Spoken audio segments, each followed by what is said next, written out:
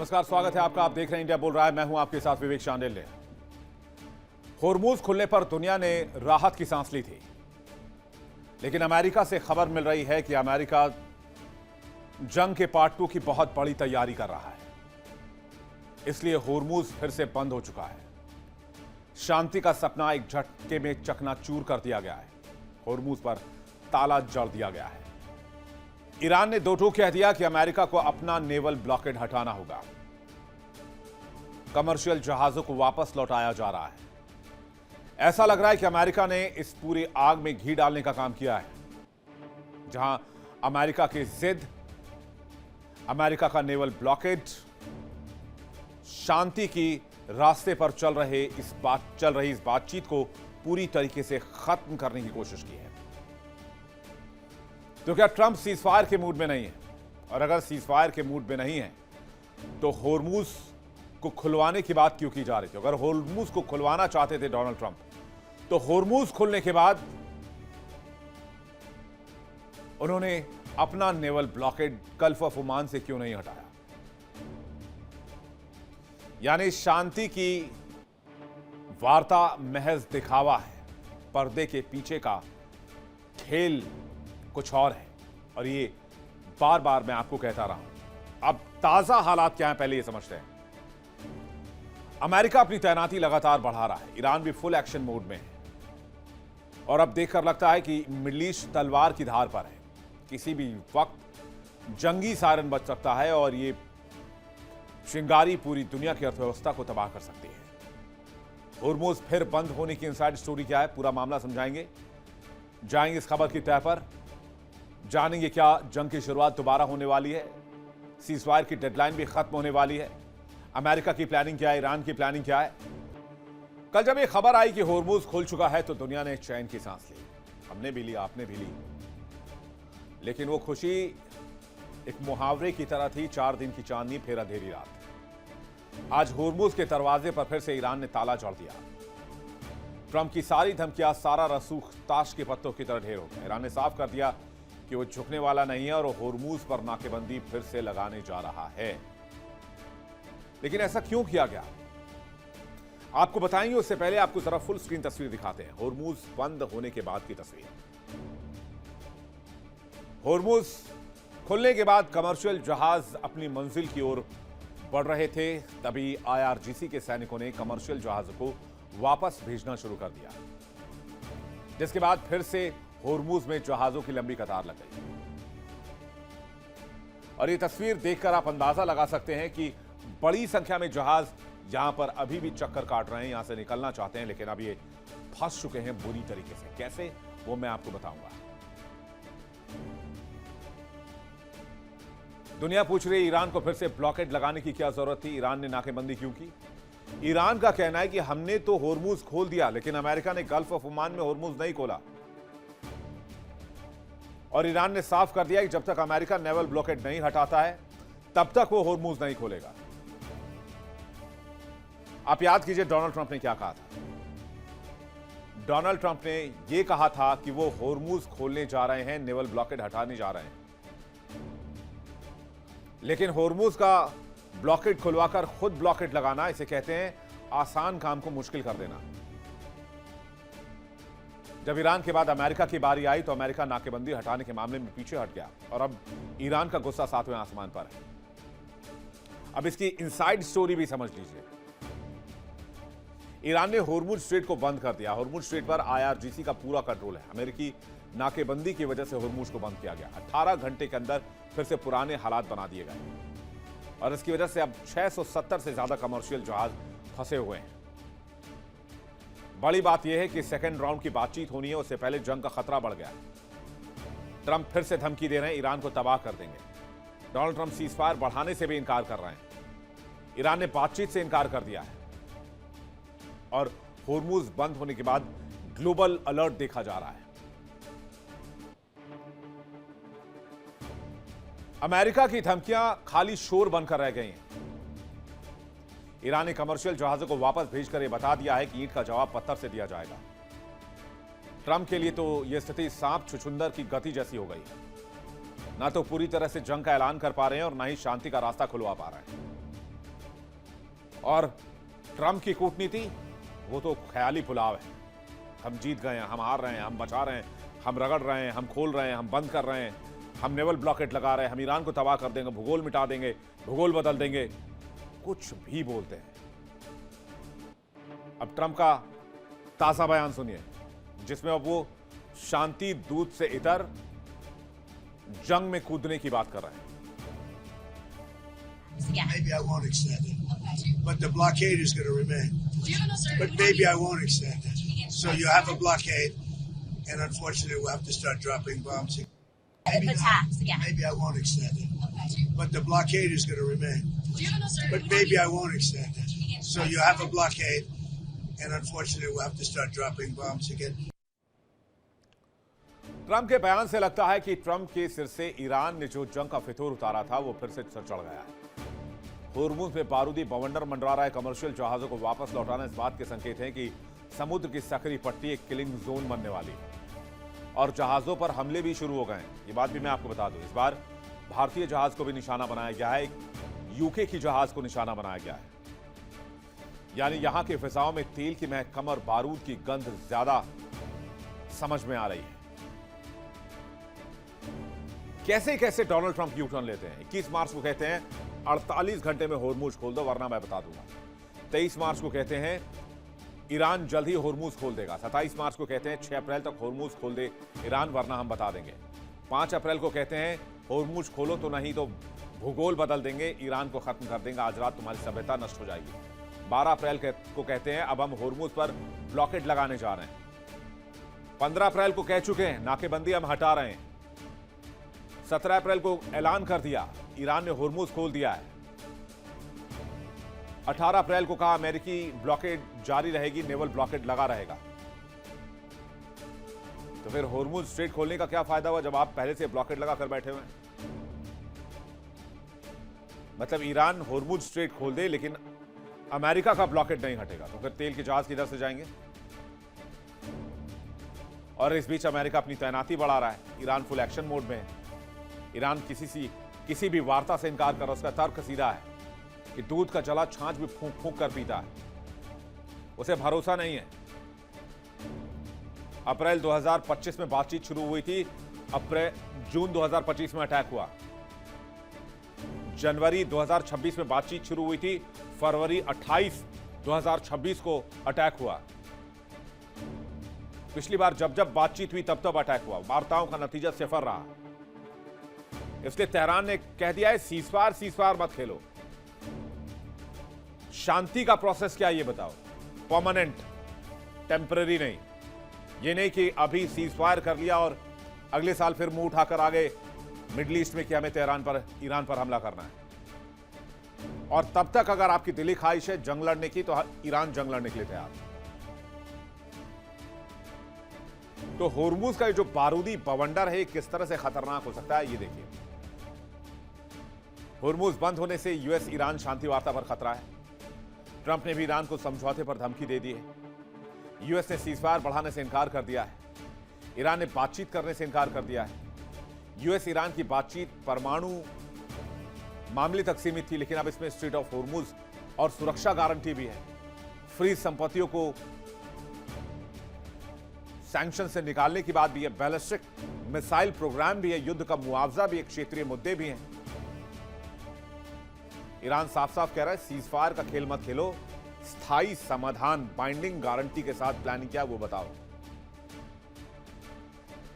और यकीन मानिए इस इलाके में जंग का सायरन अगर बजा तो दुनिया की अर्थव्यवस्था, कई अर्थव्यवस्थाएं मिट्टी में मिलेंगी। होर्मुज बंद होने का मतलब है दुनिया के अंदर से 1/3 कच्चे तेल का सफाया। अमेरिका के लिए तो कंगाली में आटा गीला करने वाली बात होगी। पहले से ही मंदी की चपेट में है, ऊपर से युद्ध।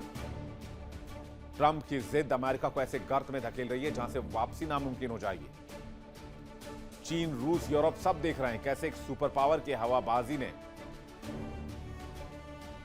ट्रंप की संखेपन ने अमेरिका को अंधेरे कुएं में धकेला है।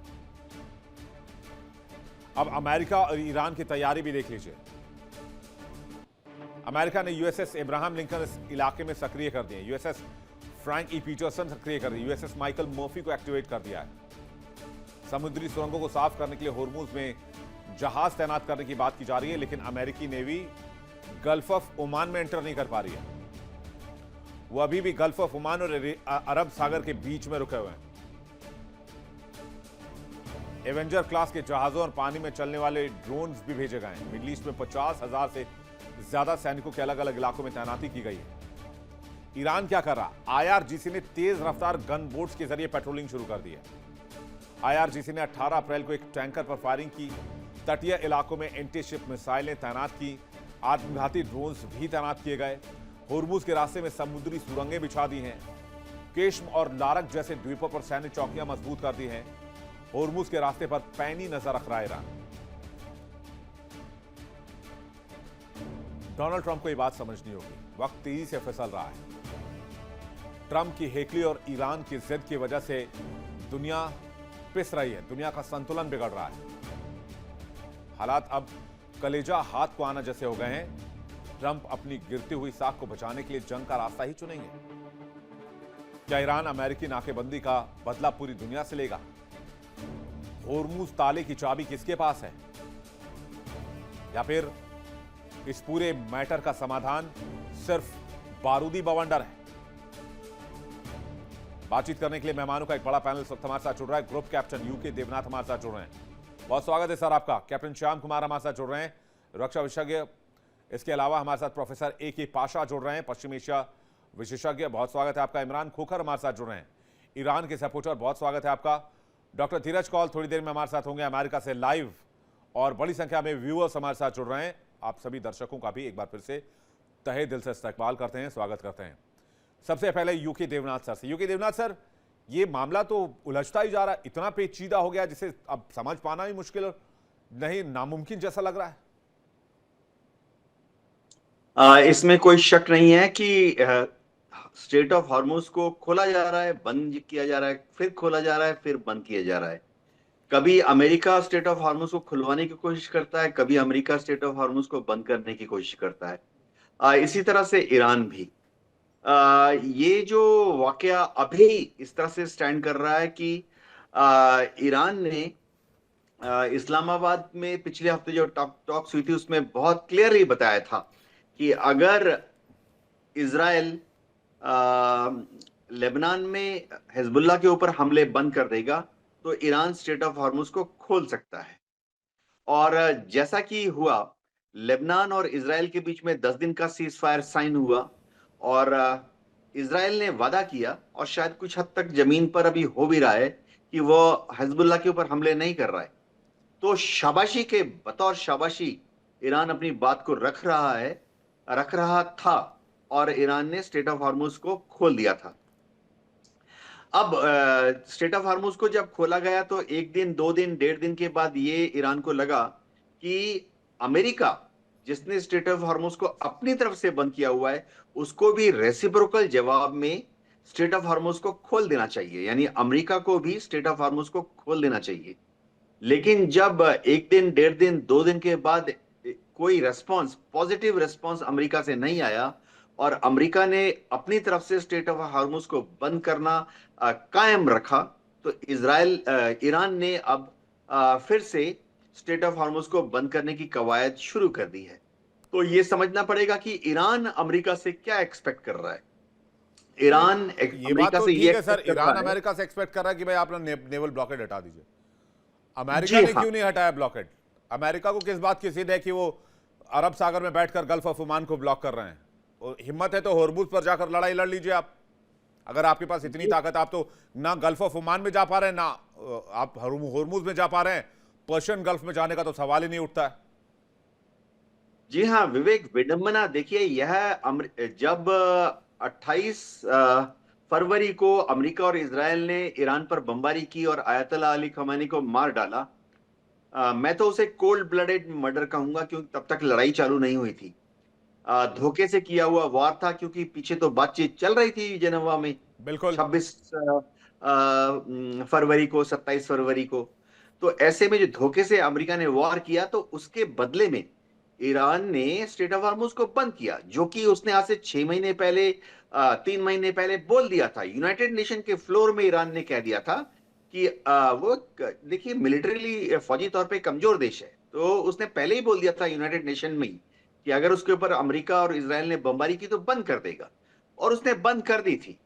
लेकिन अब क्या हो रहा है कि अमेरिका ने भी बंद कर दिया, और अमेरिका क्या बंद कर रहा है ये बड़ी इंटरेस्टिंग है। अमेरिका कहता है कि स्ट्रेट ऑफ हॉर्मुज को बंद कर दिया है, लेकिन वह गल्फ कंट्रीज से जो जहाज आ रहे हैं, Kuwait, Iraq, Oman, Abu Dhabi, UAE, Saudi, इनके यहां से जो जहाज आ रहे हैं कच्चा तेल लेकर और अमेरिका के मित्र देशों की तरफ जा रहे हैं, उनको नहीं अमेरिका रोक रहा है। तो अमेरिका रोक किसको रहा है? जब अमेरिका बोल रहा है कि स्टेट ऑफ हॉर्मुज बंद है, अमेरिका रोक रहा है सिर्फ उन जहाजों को जो कि ईरान से कच्चा तेल लेके आ रहे हैं। ईरान के वहां पर खड़ग आइलैंड है, 8 दूसरे बंदरगाह हैं, वहां से कच्चा तेल लेकर आ रहे हैं, और दुनिया भर में ऐसे देशों की तरफ जा रहे हैं जो कि ईरान के मित्र देश हैं। चीन, नॉर्थ कोरिया, रशिया, भारत भी ईरान का मित्र है, पाकिस्तान भी ईरान का मित्र है। ऐसे शिप्स को अमेरिका रोक रहा था। लेकिन हाँ, ये मानता हूं आज शाम थोड़ा सा कंफ्यूजन हो गया जब वापस ईरान ने स्टेट ऑफ हॉर्मुज को बंद किया, तो कंफ्यूजन था। शायद हाईएस्ट लेवल की जो क्लियर इंस्ट्रक्शन थी वो ईरान के सबसे छोटे लेवल पर जो कैप्टन अफसर होते हैं मिसाइल बोट पर, पेट्रोल बोट पर, उन तक पहुंचा नहीं था। तो उन्होंने कुछ वॉर टाइम कंफ्यूजन में 2 इंडियन शिप्स के आसपास भी फायर की। इंडियन शिप्स के किसी क्रू को नुकसान नहीं हुआ, इंडियन शिप को नुकसान नहीं हुआ। भारत सरकार ने ईरान के एम्बेसडर को बुला के पूछा क्या हुआ, और ईरान के एम्बेसडर ने क्लियर कर दिया कि उनका इरादा भारत के शिप को रोकना नहीं था। सिर्फ ये था कि जब ईरान ने गुस्सा होकर, अमेरिका ने जब स्ट्रेट ऑफ हॉर्मुज नहीं खोला, तो ईरान ने जब गुस्सा होके स्ट्रेट ऑफ हॉर्मुज को बंद किया, तो ये फायरिंग हो गई। लोअर लेवल कमांडर्स को अब समझा दिया गया है कि भारत के, चीन के जहाजों पर कोई हमला नहीं होगा। अगर वो ईरान के बंदर से आ रहे हैं, बंदरगाह से आ रहे हैं, तो उनको जाने दिया जाएगा। जी पाशा सर, इसे कैसे देखते हैं आप?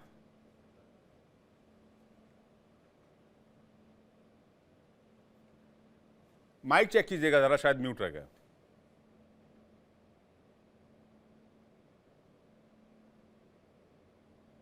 जी धन्यवाद विवेक जी।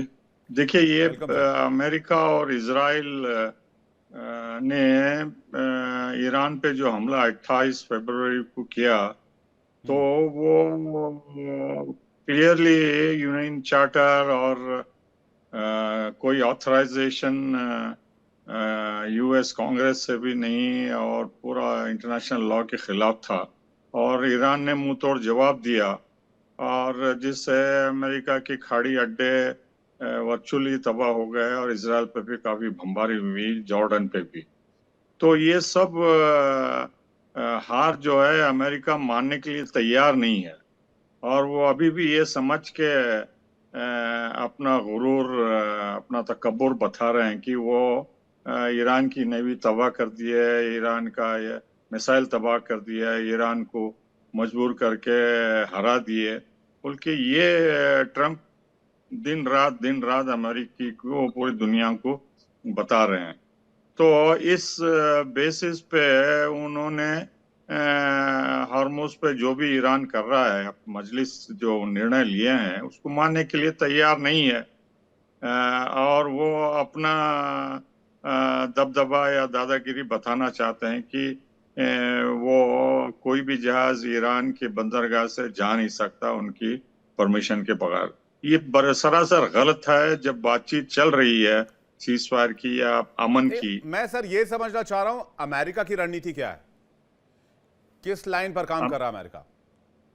अमेरिका देखिए सिर्फ ईरान का तेल चाहता है, ईरान की तबाही चाहता है, ईरान का रेजिम चेंज चाहता है, और ईरान को तबाह करना चाहता है, और पूरा कंट्रोल करके चीन को तेल देना नहीं चाहता है। यही है मकसद। और चूंकि ईरान झुक नहीं रहा है, ईरान को हरा नहीं सके, ये सब प्लानिंग कर रहे हैं, और ग्राउंड फोर्सेस भेजने की धमकी दे रहे हैं, और दोबारा खाड़ी में अपने फाइटर जेट्स लाने की बात कर रहे हैं। देखिए, ये सरासर धोखेबाजी अमेरिका कर रहा है तीसरी बार। जब बातचीत कर रहे हैं तो नाकाबंदी किया है। जब जी। अमन की बात होती है तो अमेरिका को क्या हक है कि ईरानी बंदरगाहों पे जो भी शिप जाते हैं चीन को या जहां भी, तो उनको जाने नहीं दिया जा रहा है। और उसके जवाब में जो है ईरान कोई भी जहाज वहां से जाने के लिए मना कर रहा है, और भारतीय जो 2 जहाज थे उन पे भी बमबारी करके लौटा दिया उनको। तो वो अब आना जाना बंद हो गया है। तो पहले ये कहा जाता था कि जो भी नॉन ईरानियन बंदरगाह है वहां से जाने के लिए तैयार खुला रहेगा, लेकिन ईरानियन को अपना मानते हैं स्ट्रेट ऑफ हॉर्मुज, वो कंट्रोल करना चाहते हैं, उससे कंपनसेशन, रिपरेशन और जो रिकंस्ट्रक्शन करना है उससे लेवी डाल के, चुंगी डाल के इकट्ठा करके वो जो भी बर्बादी हुई जो अमेरिका देना नहीं चाहता, उसको जो भी उनके इंफ्रास्ट्रक्चर को डेवलप करना है वो करना चाहते हैं। तो अमेरिका जो है सुपर पावर की तरह सभी जगह अपना दादागिरी बताना चाहता है और ईरान झुकने के लिए तैयार नहीं, यही सिंपल बात है। और यही मानने के लिए इजराइल के दबाव में है कि लेबनान में भी बार बार उल्लंघन मतलब करते वो हैं। बेसिकली चाह रहे कि ईरान का ऑयल कंट्रोल करने के लिए मिल जाए। जी, मेन फोकस वही है। कैप्टन शाम हमारे साथ ईरान जुड़ रहे हैं। का मैं कैप्टन शाम आपका रुक करूं जल्दी से इमरान खोखर का एक रिएक्शन ले ले कि वो अमेरिका के इस एंगल को, इस मूव को कैसे देख रहे हैं और ईरान के इस समय की स्थिति को कैसे देख रहे हैं। देखिए विवेक जी, जब से ये वॉर शुरू हुआ है उससे पहले के एरा को आप समझिए। ईरान से कहा गया कि आप आके बातचीत कीजिए, ईरान आया, बैठा, बातचीत की। मोस्ट ऑफ द पॉइंट्स के ऊपर ईरान राजी हो गया। ये हमारे ओमान को तात्कालीन कतर के जो ओमान के मिनिस्टर थे उन्होंने बात बताई। जी। आपने कहा कि 2 दिन बाद फिर बैठते हैं, आपने बॉम्बार्डमेंट शुरू कर दिया, आपने जेनोसाइड शुरू कर दिया, आपने सुप्रीम लीडर को मार दिया, आपने बहुत कुछ कर दिया। ठीक है, आपको ये लगा कि जिस तरीके से मैंने मादुरो को उठा के ले आया, जिस तरीके से मैं क्यूबा के अंदर एक ब्लॉकेड शुरू कर दिया, जिस तरीके से मैंने इराक डिस्ट्रॉय कर दिया, जिस तरीके से मैंने लीबिया डिस्ट्रॉय कर दिया, अफगानिस्तान डिस्ट्रॉय कर दिया, तो ईरान को भी वो समझ रहा था कि मैं आसानी से डिस्ट्रॉय कर दूंगा। लेकिन सारी चीजों को देखने के बाद एक जो ऑरा बना हुआ था, एक फेक इमेज, सुपर पावर की जो एक फेक इमेज अमेरिका ने अपनी बना रखी थी, उसको बस्ट कर दिया है ईरान ने बहुत ही आसानी से। अब हम और थोड़ा सा आगे इस बात को समझते हैं। इन सब बातों के बावजूद भी ईरान से जब ये कहा गया कि let's have a discussion, Iran आया, ठीक है, ईरान ने कहा बैठते हैं, बात करते हैं। बात करने को लेकर कुछ पॉइंट्स आए, उन पॉइंट्स के ऊपर डिस्कशन हुआ। उस डिस्कशन पर एक पॉइंट के ऊपर, चाहे वो कंफ्यूजन की स्थिति कह लीजिए या डायरेक्टली मैं तो सीधे तौर पे कह रहा हूं कि अमेरिका की धोखाधड़ी कह लीजिए, Lebanon ceasefire was included in 10 points program. लेकिन अमेरिका ने यह कहा कि नहीं, जे डिफेंस ने भी कहा कि नहीं, लेबनान इसके अंदर नहीं है। फिर यह बात लेबनान पे आकर अटक गई। अब इन सारे बातों के बावजूद भी जब ये दुनिया को ये लगा कि ईरान इसके बाद भी बैठने को तैयार है, बातचीत को तैयार है, जी। सीधा शब्द ईरान ने कहा कि आप लेबनान में सीज फायर कीजिए, मैं हॉर्मुज खोल दूंगा। इस पूरे मामले में ईरान का कैरेक्टर तो फ्लेक्सिबल है। आप जैसा बोल रहे हैं, कुछ गिव एंड टेक की सिचुएशन के साथ में ईरान अपनी बातें मानने को राजी है। ईरान का जो भी स्टैंड है वो एक स्टेडी स्टैंड है कि वो स्थिर है और बिल्कुल एक कहते हैं विश्वास पात्र उनका स्टैंड है। लेकिन अमेरिका क्या कर रहा है? जब ईरान के फॉरेन मिनिस्टर ने स्पष्ट शब्दों में कहा कि Hormuz is open for everyone, उसके बाद भी आपने ब्लॉकेड तैयार किया और उस ब्लॉकेड की वजह से आपने जो ईरान फ्रेंडली वेसल्स थे उनको रोकने की कोशिश की।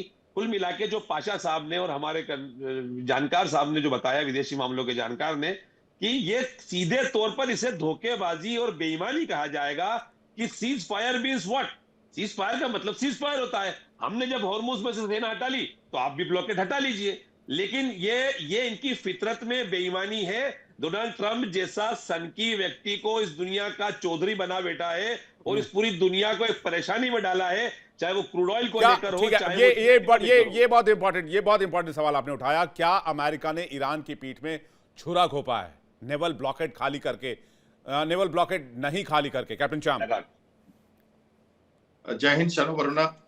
जय हिंद सर। देखिए विवेक, जैसी बात हो रही है, ईरान हमारा पड़ोसी था कभी, अब पाकिस्तान का पड़ोसी बन गया है।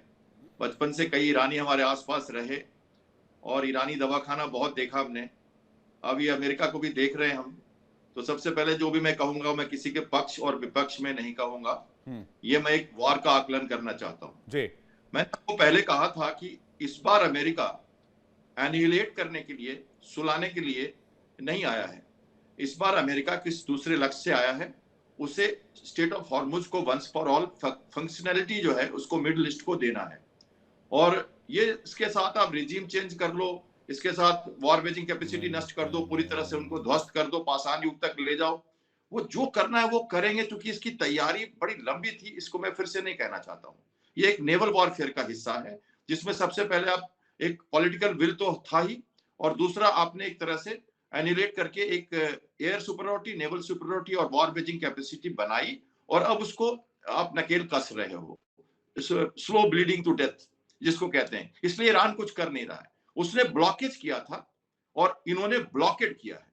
ब्लॉकेज एक पर्सनल टर्म है कि कोई कंट्री कुछ किसी को ब्लॉक कर दे, ब्लॉकेड एक इंटरनेशनल टर्म है। जब 15-20 कंट्रीज एक साथ इन्वॉल्व हो जाए तो यूनाइटेड नेशन जो लॉ है उसको लाया जाता है। बिटवीन ईरान एंड ईरान बहुत सारे इलीगल अटैक्स हुए, बहुत सारे हुए, वो दोनों एक दूसरे को समझते रहेंगे, लेकिन जब 25 देशों का मामला आएगा तो इंटरनेशनल कानून के तहत अमेरिका ने ब्लॉकेड लगा दिया, और ये पूरी सोची समझी नीति के तहत स्टेप्ड अप प्रोसीजर्स के साथ लगाया गया। अब ईरान इसको उल्लंघन नहीं करना चाहता, क्योंकि एक लीगल प्रोसीजर है, और इस प्रोसीजर में क्या होता है कि अगर आप ऐसा करोगे तो फिर आप फंस सकते हो, तो इसमें मुश्किल आ जाती है। इसलिए वो कुछ नहीं कर रहा, किसी वारशिप को नहीं मार रहा। ब्लॉकेट की बात करूं तो आपको पब्लिसाइज करना होता है, आपको लैटिट्यूड लॉन्गिट्यूड डिक्लेयर करना होता है, न्यूट्रल शिपिंग को क्लियर करना होता है, और वेयर विदॉल के साथ अपनी नेवल पावर को वहां डालना पड़ता है ताकि ये इफेक्टिव हो। ये 4 चीजें अनक्लॉज की हैं, 291 आर्टिकल 1B, 98 आर्टिकल 1B, इसको वो कर रहा है, और इसमें पूरे देश को समझना पड़ेगा। कल जब वॉर की बात होगी तो ये सब निकलेगा, तो अमेरिका बहुत सतर्क है इस मामले में। उसने ब्लॉकेट लगाया है, न्यूट्रल शिपिंग को तंग नहीं करेगा, किसको विजिट करना है, किसको बोर्ड करना है, किसको सर्च करना है, किसको सीज करना है, VBSS, ये नेवल वॉरफेयर होता है, visit, board, search and seize. तो वो Iranian ships to and from 15% GDP को तोड़ दिया उसने, जो उनका जीडीपी ऑयल से जाता है। 500 मिलियन बैरल की करीब करीब ईरान के जो मिलियन बैरल जो विश्व में जाता था वो बंद है, और उसकी जीडीपी 15% है यहाँ से। कैप्सियन सी से वो ले नहीं जाता, और कैप्सियन सी से वैसे भी उनकी 5th फ्लीट को ध्वस्त कर दिया इजराइल ने 18 मार्च को। तो अब इसको कस दिया उन्होंने। इसको कहते हैं काम एंकर। काम एंकर मतलब शांत एंकरिंग और चुपचाप ब्लीड टू डेथ। कुछ कर नहीं सकता ईरान, तो बातें कर रहा है कि मैं ब्लॉक कर दूंगा। हमारे ईरान के लोग यहाँ बैठे हैं, मैं उनकी तरफ से नहीं, उनके विपक्ष में मैं नहीं कर रहा हूँ। जो वार का तरीका है, खासकर नेवल वॉरफेयर की, बहुत दिनों से लोगों ने इसको नहीं देखा है, इसलिए इसको आकलन करना भी बहुत मुश्किल होगा। तुरंत कोई रिजल्ट आपको दिखेगा नहीं। अंदर से unmanned blockade, fast attack crafts, unmanned UAV, unmanned drones, mine clearance चल रही है, और MH-60 हेलीकॉप्टर माइन हंटिंग कर रहा है। ऑलरेडी पिछले 20 दिनों से ये सब चल रहा है वहां पे। रिपर ड्रोन्स, रिपर एयरक्राफ्ट्स, और अंदर तक माइन को ऊपर से ही चेक करने वाले यंत्र, डंकिंग सोनार्स, शिप्स नहीं आ रहे, वहां कुछ विजिबिलिटी नहीं है, सब काम हो रहा है, और लेंस तैयार किए जा रहे हैं। पीटरसन और मर्फी, ये दोनों शिप उधर से ही गुजरे थे। ये आप यूएसएस अब्राहम लिंकन की बात कर रहे हो, 200 किलोमीटर पे पॉस्चरिंग के साथ, इसको कहते हैं नेवल माइट। आ जाओ, मैंने इसकी तुलना अश्वमेध यज्ञ से की थी महाभारत के, हिंदू सर। लेकिन अगर इतनी ही ताकत, इतनी प्लानिंग है कैप्टन श्याम सर, तो मुझे एक बात बता दीजिए, को गल्फ ऑफ ओमान में क्यों नहीं चले जाते हैं? स्ट्रेट ऑफ हॉर्मुज के करीब ही चले जाएं, पर्शियन गल्फ में ही चले जाएं। पर्शियन गल्फ तो बहुत दूर की कौड़ी है। अभी तो एक और खबर मुझे मिली, हूती विद्रोहियों से डरकर south Africa cap of good hope से घूमकर अमेरिकी शिप्स आ रहे हैं सर। बिल्कुल। यूएसएस जो जॉर्ज बुश है वो मरीन्स के साथ साउथ अफ्रीका से आ रहा है। फोर्ड को भी आग लगने के बहाने से हटा के क्रोशिया ले जाया गया था, वो भी रेड सी में नहीं आ रहा, आएगा, जरूरत पड़ने पे आएगा। इसको कहते हैं रीमैन्यूवरिंग, रिलोकेशन। लोग नहीं समझ पाते कई चीजों को। वॉरशिप का सबसे बड़ा तरीका है manoeuvring, location, flexibility, surprise and पूरी माइट के साथ कहीं भी खड़ा हो सकता है। 3 दिन में, 2 दिन में पूरी की पूरी लोकेशन चेंज हो जाती है, और पूरा का पूरा सारा अटैक डिस्टेंट होगा, सारा अटैक दूर से होगा, नजदीक कुछ नहीं दिखेगा आपको हॉर्मुज की। ये लड़ाई दूसरी है थोड़ी सी, इसको बहुत दूसरे तरह समझना है हमको। सब कुछ सर दूर हम से तो होगा। चैन की ये सांस ध्यान ले रहे थे, हॉर्मुज खुल गया, थोड़ा पेट्रोल डीजल मिलेगा। अमेरिका ने ब्लॉकेड हटाया नहीं, हॉर्मुज को दोबारा ईरान ने बंद कर दिया। रखें। ऐसा ये नहीं होगा विवेक जी, अभी ब्लॉकेड का लड़ाई जवाब ब्लॉकेड से कैसे हो सकता है? पाशा सर का रिएक्शन, उसके बाद यूके देवनाथ सर और इमरान खोखर जी आपके पास। और पाशा सर, मेरे ख्याल से ये देखिए, ये मिलिट्री मनूवरिंग और वगैरह वगैरह सब पिछले 40 दिनों से अब्राहम लिंकन ने किया, और ईरानी मिसाइल्स और ड्रोन्स और स्पीड बोट्स जैसे ही नजदीक गए वो पीछे हटे। जैसा पिछले साल रेड सी में अमेरिका ने हूतियों से 3 महीने तक बमबारी की और उनके कई हवाई जहाज और ड्रोन से अटैक हुए और वह सीज फायर मांगना पड़ा और वापस चले गए। उसके साथ इटाली, जर्मनी, फ्रांस, सभी नाटो देश आए थे, वो भी हार के चले गए हुतियों से। तो ये जो कम कीमत के स्पीड बोट्स हैं और जो माइंस हैं, ये इतना बड़ा हवाई जहाज है, ये इतने नैरो पैसेज में कहाँ से जाएगा? ये ट्रिपोली भी नहीं जाएगा इतने सारे नैरो जहाज में। देखिए, वो जो ईरानी बोर्ड करते हैं वेसल्स, वो सिर्फ 2 या 3 माइल का इलाका है चौड़ा, तो 2 वे ट्रैफिक है वो। तो वो हर इंच जो है गाइड करते हैं, जैसा सुएज कैनाल में मिस्र का फ्लैग डाल के वो अपने कैप्टन्स गाइड करते हैं शिप को, क्योंकि उनको पता होता है अगर थोड़ा भी लेफ्ट राइट गए तो टक्कर मार के, जैसा पिछले बार एक बड़ा जहाज सुएज कैनाल में ब्लॉक कर दिया था, जिससे ट्रैफिक कई हफ्तों तक ब्लॉक हो गई थी। तो इसी तरह ये नैरो पैसेज जो ईरान के कोस्ट लाइन के तरफ है, वहाँ एयरक्राफ्ट कैरियर नहीं जाएंगे, बड़े जहाज नहीं जाएंगे, और उनको बहुत बारीकी से और एहतियात से आना जाना पड़ता है। अगर कुछ भी एक्सीडेंट हुआ तो ब्लॉक हो जाता है, पूरा शिपिंग को अफेक्ट होता है। तो ईरान जो है, ये कई सालों से ये टेक्नोलॉजी उनके सबमरीन्स जो शैलो वाटर्स में रहते हैं वो परफेक्ट किया है। इसी के डर से जो है वो अभी तक वो नजदीक नहीं गए, या हॉर्मुज क्रॉस करने की हिम्मत और जुर्रत नहीं है उनमें। ये कभी भी नहीं कर सकेंगे। ईरान जवाबी हमला करेगा, और एक बार अमेरिका के स्पेशल फोर्सेस अटेम्प्ट किए 4 हेलीकॉप्टर्स में, जिसमें एक मार के गिराया गया और वहाँ काफी नुकसान हुआ ईरान को, लेकिन जल्दी एक 2-3 विमान गिरे थे वहां पर। एक अटैक हेलीकॉप्टर भी गिरा, एक C-130 हर्कुलिस भी गिरा, एक वो तो इस्फहान के पास था, जो यूरेनियम, एनरिच यूरेनियम को लेने के चक्कर में गए थे। लेकिन ये स्टेट ऑफ हॉर्मुज जो है, आप कह रहे स्ट्रेट ऑफ हॉर्मुज कभी नहीं खुलवा पाएंगे। मैं यूके देवनाथ सर पर इसका रिएक्शन चाहूंगा। यूके देवनाथ सर, देखो विवेक, जहां तक स्ट्रेट ऑफ हॉर्मुज को खुलवाने की बात है, जब ईरान ब्लॉकेट करता है तो वो किसको ब्लॉकेट करता है? सबको ब्लॉकेट नहीं करता है। ईरान जब स्ट्रेट ऑफ हॉर्मुज को बंद करता है तो वह अमेरिकन शिप, इजरायली शिप और ऐसे देशों के शिप को ब्लॉक करता है जो कि अमेरिका के साथ हैं और ईरान के खिलाफ हैं। ये तो हो गई ब्लॉकिंग वाला पोर्शन। फिर ईरान जाने किसको देता है? जैसे अभी ईरान ने बोला है कि स्ट्रेट ऑफ हॉर्मुज हमने ब्लॉक कर दिया है, आज की डेवलपमेंट है। तो ईरान उस ब्लॉकेड से जाने किसको देता है? ईरान उन शिप्स को जाने देता है जो कि ईरान के पोर्ट से आ रहे हैं और उसके मित्र देशों की तरफ जा रहे हैं, America, north Korea, Russia, Bharat, Pakistan भी। तो अभी क्या हो रहा है, जब ईरान स्ट्रेट ऑफ हॉर्मुज को ब्लॉक करता है तो क्या अमेरिका की नेवी उसको खुलवा सकती है?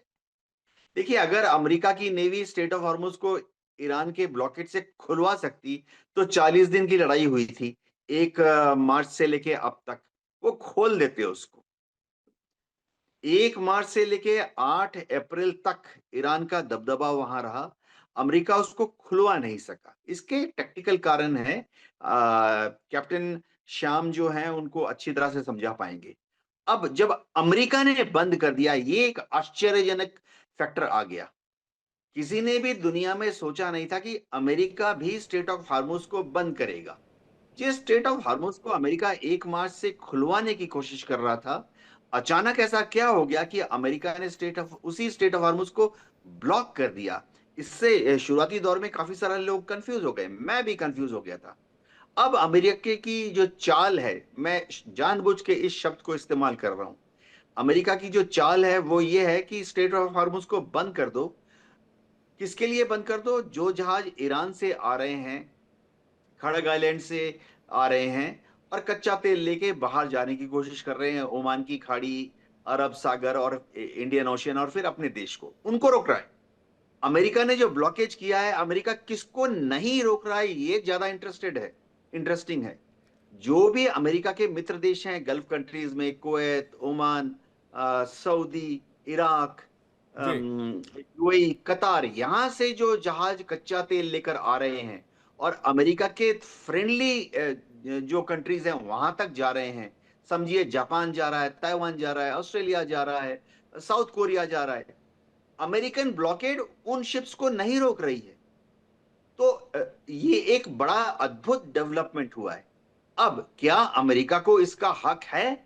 मैं क्लियरली याद रखता हूं कि आज से 2 हफ्ते पहले, आज से 15 दिन पहले दुनिया भर के जो लोग स्पेशलिस्ट थे वो ईरान को क्रिटिसाइज कर रहे थे कि अनक्लॉज के रूल नंबर दिस के तहत स्ट्रेट ऑफ हार्मुज जो इंटरनेशनल वाटर है, पूरी दुनिया की प्रॉपर्टी है, तो ईरान उसको ब्लॉक नहीं कर सकता।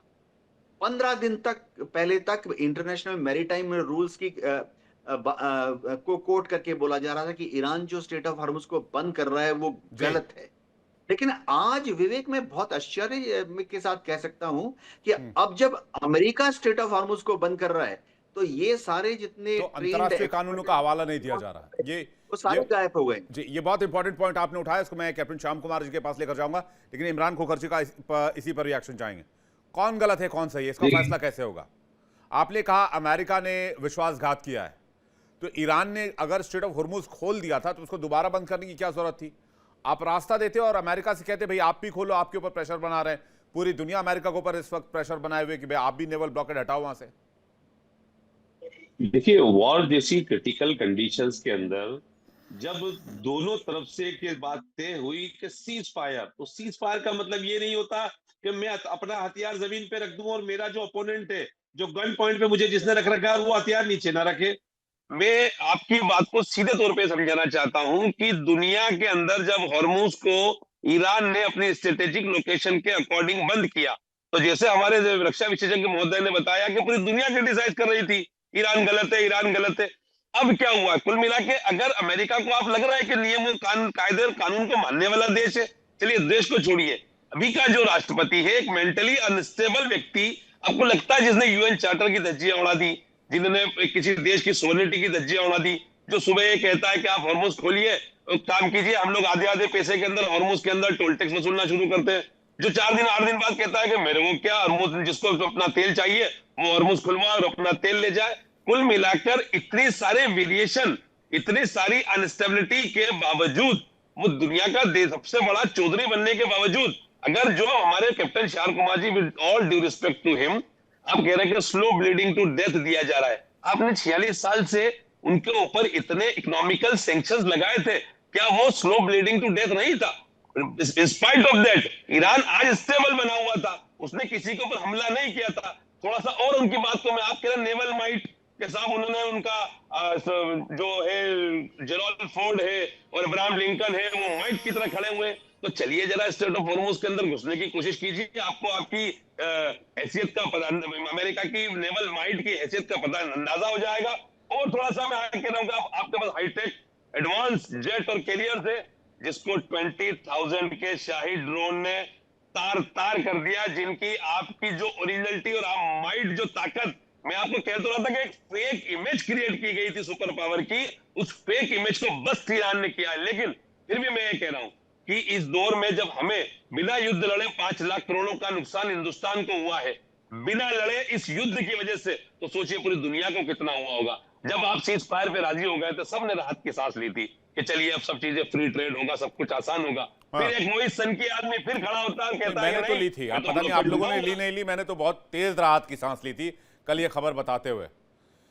ऐसे करके चलो यार, कम से कम जान बची यार, थोड़ा तेल गैस तो निकले वहां से। अपना गैस बिल्कुल, निकल नहीं पा बिल्कुल। रहा लोगों का, कम से कम वहां से तो निकल जाए, है कि नहीं? मैं तो बहुत तेज सांस ली थी और बोला था चलो भाई पटाख शेप हुआ, कम से कम दोबारा लड़ाई तो नहीं होगी। 18 घंटे, 24 घंटे भी नहीं भाई साहब इस हसीन सपने को पूरे हुए। ये सपना ही काफूर हो गया, चकनाचूर हो गया। 24 घंटे के अंदर बेड़ा गर्क, दोबारा होर्मुज ब्लॉक। सुबह सो के उठता हूं, देखता हूं ब्रेकिंग न्यूज, अरे होर्मुज बंद हो गया। मैंने बोला लीजिए भाई, पड़ गए लेने के देने। अभी कल रात तक खुशियां मना रहा था, अब सुबह से फिर से अब यही लेना देना और रोना धोना शुरू हो जाएगा। होर्मुज फिर से बंद हो गया। और ठीक है, लाइटर नोट पर मैं बात कर रहा हूं, लेकिन हकीकत यह है कि दुनिया के हर मुल्क को एनर्जी क्राइसिस का सामना करना पड़ रहा है। और किसकी वजह से, ये एक अलग विषय है, लेकिन जो आप कह रहे हैं कि भाई इसमें नुकसान पूरी दुनिया का है। अब डोनाल्ड ट्रंप जो भी कर रहे हैं, लेकिन उसकी वजह से सफर हर आदमी हो रहा है। हिंदुस्तान की भी 140 करोड़ आबादी हो रही है इससे सफर, इसमें कोई दो राय नहीं है। इस बात से मैं पूरी तरीके से सहमत हूं। आप अपनी बात पूरी कर लीजिए, फिर मैं कैप्टन श्याम कुमार जी के पास जा रहा हूं। ये जो आपकी बेचैनी, जो राहत की सांस आपने ली थी विवेक भाई, ऐसी राहत की सांस लाखों करोड़ों अरबों लोगं ने ली थी। उस राहत की सांस को छीनने वाला व्यक्ति जो सुबह उठता है कुछ और बात कहता है, शाम को आता है कुछ और बात कहता है। कुल मिलाकर पूरी दुनिया को एक नए वर्ल्ड ऑर्डर की तरफ जाना पड़ेगा, जहां पर अमेरिका सुपर पावर ना हो, जहां पर सब लोग कायदे कानून मानते हो, जहां पर यूएन नाम की वो चिड़िया पता नहीं कौन से पेड़ पे बैठी हुई है, जो आए दिन हमको तो बार बार बताती है कि ये दुनिया के अंदर आपको इन नियमों के तहत काम करना है, और बार बार आपको कायदे कानून, मानवता, सोवर्निटी और वर्ल्ड का पीस, सब चीजें बताती है। वो संस्था जी। कहां चली गई है? वो सारी चीजों को अमेरिका खत्म कर चुका है, और अब दुनिया को एक नया सुपर पावर बनाना पड़ेगा, चाहे वो व्यक्ति सच्चाई के साथ शांति की बात करता हो। अमेरिका का झूठा प्रोपेगेंडा फेल होने की कंडीशन पे आया है, और आगे भी ये फेल होगा। जी कैप्टन श्याम, क्या सोल्यूशन निकाला जाए? मिला तो कुछ नहीं, लेकिन यूएस को अभी तक, सर आप अगर मिलिट्री माइट की बात अगर आपने की, या फिर आपने जो भी स्ट्रैटेजी की बात की, 50 दिन में कुछ हासिल हुआ नहीं है अमेरिका को। अगर बही खाता निकालें तो मुझे नहीं लगता उस बही खाते में अमेरिका के हाथ कुछ आया है। जी विवेक, मैं ये कहना चाहूंगा कि कई लोगों को पैनल पे बैठे हुए और कई दर्शकों को ये आश्चर्य हो रहा है कि ये ब्लॉकेड एक अद्भुत घटना है, और ये बड़ी आश्चर्यजनक घटना है। अपने इंडियन ओशन की जितनी भी मेरी आर्टिकल्स हैं, पिछले जो 5 सालों से मैं लिख रहा हूं, और मेरी जो आर्टिकल्स मैंने अपने बुक्स पे लिखी और जिसमें मैंने हॉर्मुज के ब्लॉकेड की चर्चा की थी फर्स्ट वीक ऑफ मार्च में, और आपके चैनल पे क्लियरली कहा मैंने, और कम से कम 7 से ज्यादा वीडियोस बनाए जिसको मैंने बताया कि ये एक ब्लॉकेड क्यों होगा। सबसे पहले आप समझ लीजिए बहुत अच्छी तरह से, ब्लॉकेज एक जनरल टर्म है और ब्लॉकेड एक दूसरा टर्म है। और 71 में हमने पाकिस्तान को ब्लॉकेड किया था, और ब्लॉकेड में नहीं, कंट्राबेंड कंट्रोल कहते हैं, जिसको वो पिरासी के नाम से ईरान कह रहा है। ईरानियन दवा खाने पे मैं बचपन में बैठा हूं, बड़े अच्छे दोस्त मेरे किराएदार भी रहे हैं हमारे घर के बगल में ईरानियन, और हम हमेशा बचपन से ईरानियों की इज्जत करते रहे। जोरास्ट्रियन बैरियर क्लास के लोग हैं और मैं सैल्यूट करता हूं। मैं संवेदना के साथ कह रहा हूं, मैं ये कह रहा हूं कि हो क्या रहा है, ग्राउंड रियलिटीज की बात कर रहा हूं, प्लीज मेरी बातों को अन्यथा न लें। ये एक सोची समझी नीति की घटना है। कई लोग नहीं मानते, करीब करीब 50 चैनल पे सब आश्चर्य, सारे एंकर मेरे साथ समझ नहीं पा रहे थे, लेकिन ये नेवल वॉरफेयर ऐसे ही होता है। 71 में हमने बांग्लादेश को और उसको रोका था, और 16वें दिन हमने इसलिए रोका क्योंकि 7th फ्लीट आ रहा था, वो 93,000 लोग निकल जाते वहां से, फिर वो POW नहीं होते हमारे। विक्रांत ने घेरा उनको, चटगांव खुर्ला को तबाह किया और रोक दिया उनको निकलने से, और वेस्टर्न सी में हमने ब्लॉकेट किया, कंट्राबेंड कंट्रोल किया, ब्लॉकेट नहीं किया। कराची को ध्वस्त किया 4 दिसंबर को। मैं उसी कमांडिंग ऑफिसर चटक का हूं जिस शिप ने, उसी शिप ने अटैक किया था P-15 मिसाइल से, जिसको मैंने इस हाथ से फायर किया हुआ है। और मैं पायलट भी हूं, कैरियर 1 पायलट हूं, मरीन कमांडो स्पेशलिस्ट भी हूं, और स्पेशल फोर्सेस का बंदा हूं। मैं इसलिए कह रहा हूं कि ज्वाइंट वारफेयर ऐसे ही होता है, बड़ी लड़ाई ऐसे ही होती है, हुई नहीं है बहुत दिनों से। Argentina Falkland war, Inchon landing, Normandy, ये सब पहले हुआ है। अब वियतनाम की बात करके लोग घबरा जाते हैं, नहीं। 40 दिन में शुद्धिकरण बाइबल में कहा गया था, मैंने आपसे चर्चा की थी, फिर से नहीं कहूंगा। उन्होंने एक ब्रेक दिया और नहीं माने ईरान तो वर्ल्ड को कहा देखो मैंने सीज फायर के लिए बुलाया, नहीं माने तो मैंने लीगल ब्लॉकेट कर दिया। एक बात समझिए, हॉर्मुज बंद नहीं करेगा अमेरिका। गलत कहना है हमको कि अमेरिका हॉर्मुज बंद करेगा। अमेरिका हॉर्मुज खोलेगा, और उन शिप्स को जाने देगा जो उनके हिसाब से काम करेंगे। इसको कहते हैं अश्वमेध यज्ञ, जिसको चाहेंगे जाने देंगे। अमेरिका के शिप्स पर वो फायर नहीं कर रहा है। मेरे को पैनलिस्ट कह रहे थे अब्राहम लिंकन वहां नहीं, ये तो फ्री वाटर एरिया है सर। अगर अमेरिका ऐसा करने लगे, वो जिसको चाहे उसको जाने दे, तो दादागिरी है। ईरान रोके तो ईरान रोके तो वो माफियागिरी कर रहा है, अमेरिका रोके तो वो थानेदार चौधरी है। ऐसे कैसे पॉसिबल है सर? मैं समझा देता हूं आपको। ईरान कह रहा है मैं टोल टैक्स लगाऊंगा और जो भी शिप अंदर आएगा उसको विजिट सर्च करूंगा। तो कोई भी वारशिप कुवैत, बहरीन, कतार और यूएई का नहीं जा पाएगा। वहां किसी को जाने नहीं देगा। वो उसने 2 लेन बनाई थी, आपसे मैंने आपको बताया था। हर चीज का तरीका है समझने का, वो नहीं कर सकता। वो ये ईरान को मंजूर नहीं है, लेकिन अमेरिका को मंजूर नहीं है। आपको मैं बताऊं, इब्राहिम लिंकन को अंदर जाने की जरूरत नहीं है, एवन पीटरसन को घुसने की जरूरत ही नहीं है। CTG 59 बना के 100 से ज्यादा अंडर वाटर ड्रोन उन्होंने बना रखे हैं। वो मनामा में अवस्थित हैं। वो ऑलरेडी चारों तरफ काम कर रहे हैं। उनके मिडजेट सबमरीन को उन्होंने तोड़ दिया है। वो नहीं आ सकते। अब आपको देखिए, मैं आपको फिर से कह देता हूं प्रेडिक्शन, 20-25 दिनों में स्लो वॉर के बाद वो एक तरह से चैनल खोल देंगे और अनमैन्ड खोलेंगे। आपको कोई शिप्स की जरूरत नहीं पड़ेगी, खाड़ी में जाना ही नहीं है। मनामा से सारे शिप्स निकाल दिए, माइन सुपर निकाल के फर्स्ट वीक ऑफ मार्च फरवरी में उन्होंने सिंगापुर भेज दिया और मलेशिया में रखा हुआ है। इसको जरूरत ही नहीं है किसी चीज की। और by the way best class के शिप जो है, जो एयरक्राफ्ट कैरियर के तरह ही होते हैं, छोटे होते हैं, 20,000 टन के, वो आ रहे हैं मरीन्स के साथ। एयरक्राफ्ट कैरियर की जरूरत नहीं पड़ती ऐसे में। मैं आपको सही समझाऊं, अगर मौका दीजिए तो सब बताऊं। इसकी जरूरत कभी पड़ेगी नहीं।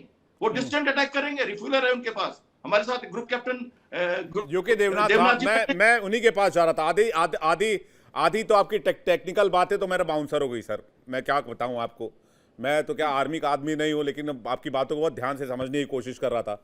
चलिए, अभी इस बाउंसर को मैं तो नहीं खेल पाया, यूके देवनाथ सर शायद खेल जाए, वो आप ही के फील्ड से आते हैं। Group captain UK Devnath sir. Vivek, देखो, बहुत जरूरी है ये समझना कि ईरान ने 2 दिन के लिए स्ट्रेट ऑफ हार्मुज को खोल दिया था। जब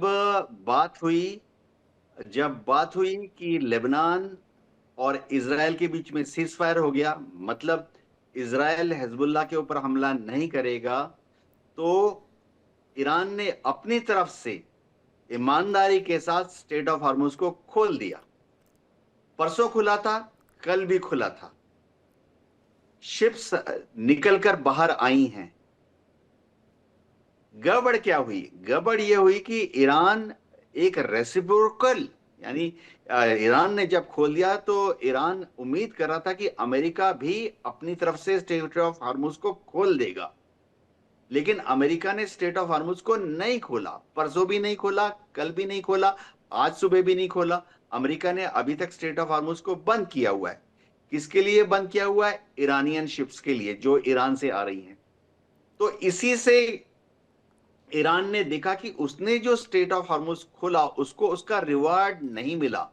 अमेरिका से जो ईरान एक्सपेक्टेड रिस्पॉन्स एक्सपेक्ट कर रहा था कि ईरान ने खोल दिया, तो एक्सपेक्ट कर रहा था कि भाई एक कदम आप बढ़ाइए, एक कदम हम बढ़ाते हैं, और हाँ, फिर विवेक, कदम दर कदम इस मामले को शांति की ओर ले जाते हैं। विवेक, ये सब तैयारियां हो रही थी ईरान की तरफ से। मेरे ख्याल से बहुत ईमानदार तैयारी थी। सोमवार को पाकिस्तान में जो बात करनी है, उसके लिए ईरान एक माहौल क्रिएट कर रहा था, पॉजिटिव एनवायरनमेंट क्लियर कर रहा था कि पाकिस्तान में जब बातचीत हो तो एक खुशनुमा माहौल हो। लेकिन अमेरिका ने अपनी तरफ से जिद से जो स्ट्रेट ऑफ हार्मुज को बंद कर दिया, उससे जो सोमवार को बात करनी है, देखिए वो किस मामला ऑफ द ट्रैक हो जाएगा जी।